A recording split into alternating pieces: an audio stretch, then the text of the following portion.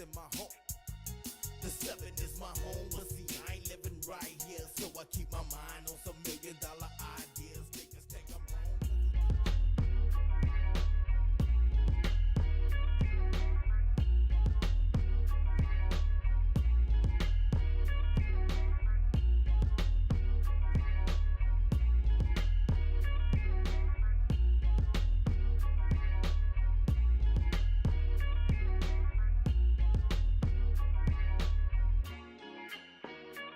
Roderick C. Smith Sr. was born in 1972 to Miss Valerie Ann Smith in New Orleans, Louisiana.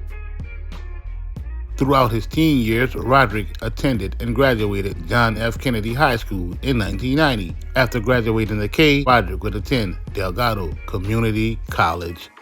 On a professional level, Roderick, who was affiliated with Viveros Inc., Side One Studios, and Skull Management Entertainment,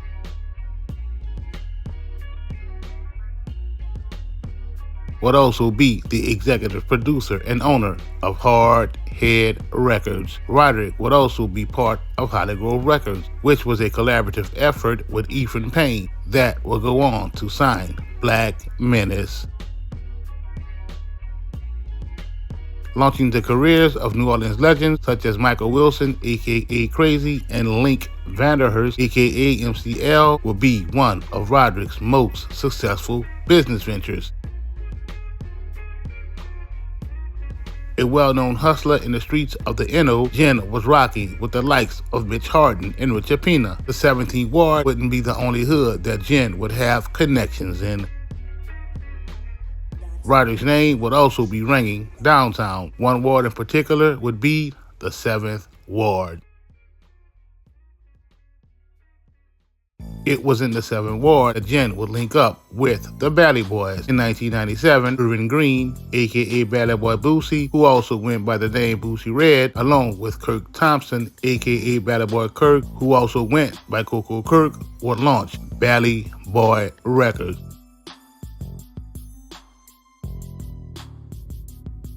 Let's take it back to 1992. Hard Head Records was making major noise on the music scene, not only in New Orleans, but throughout the southern region.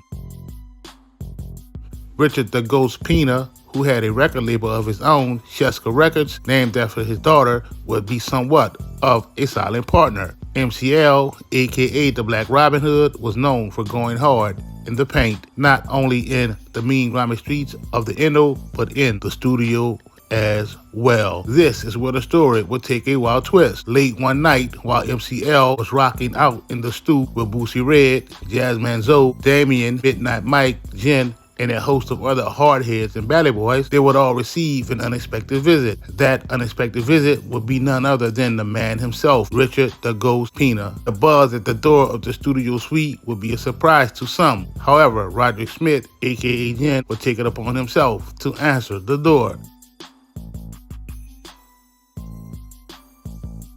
Unbeknownst to some of the men in the studio, Roderick had already known that it was Pina. Upon opening the door for Pina, several goons clutching machine guns would enter. They would all begin to position themselves around the room. The tension in the room was so thick that you could cut donuts. The Bally Boys, no strangers to the street, wouldn't like this at all, nor would the 7th Ward hardheads.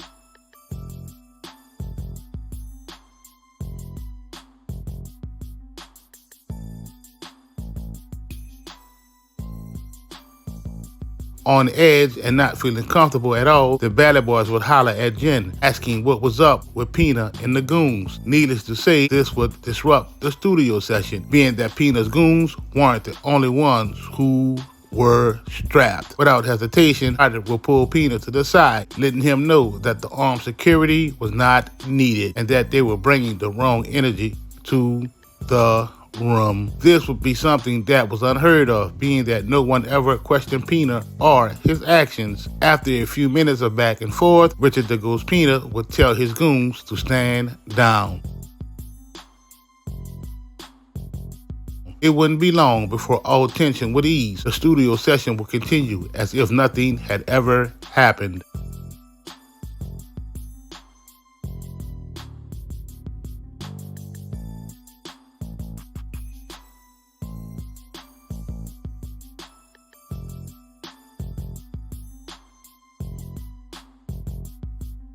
On April 17th of 1997, Richard Pina was arrested in Diamond Head, Mississippi for various drug trafficking offenses.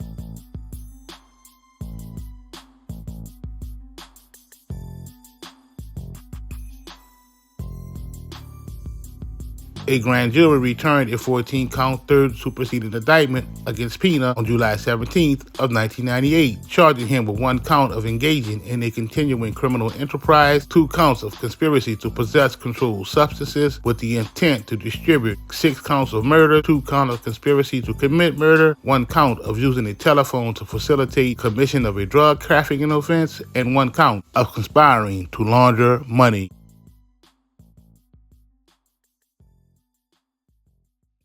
Pena pled guilty to all counts on January 14th of 1999, pursuant to a plea agreement with the government. According to the plea agreement, the government recommends a life sentence without the possibility of release and agreed to withdraw its notice of intention to seek the death penalty.